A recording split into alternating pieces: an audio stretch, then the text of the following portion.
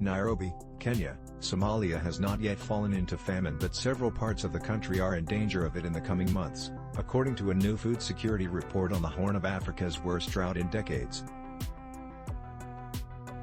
The report, released Tuesday by United Nations and other experts, says more than 8 million people are badly food insecure as Somalia faces an unprecedented level of need after 5 consecutive failed rainy seasons and exceptionally high food prices. Thousands of people have died.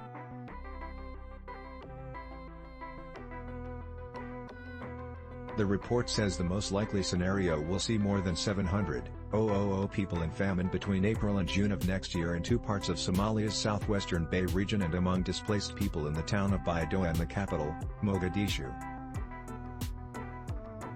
Several other parts of central and southern Somalia also will see an increased risk of famine if a 6th straight rainy season fails early next year, the report says. Food security experts earlier this year warned of famine in parts of Somalia by the end of 2022 without an increase in international humanitarian assistance.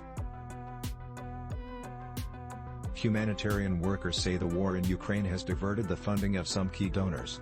Hours after the new report was released Tuesday, the United States announced $411 million in additional funding for Somalia's crisis.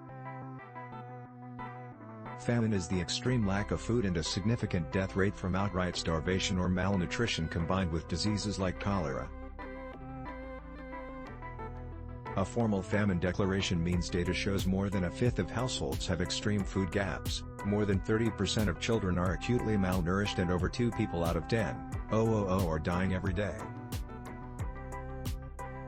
But such data in Somalia are incomplete because of insecurity in some of the worst affected areas, and some humanitarian groups assert that famine is even now well underway. Famine is already present and killing tens of thousands silently in Somalia, the Norwegian Refugee Council said in a statement, claiming the new report may lead the international community into further complacency.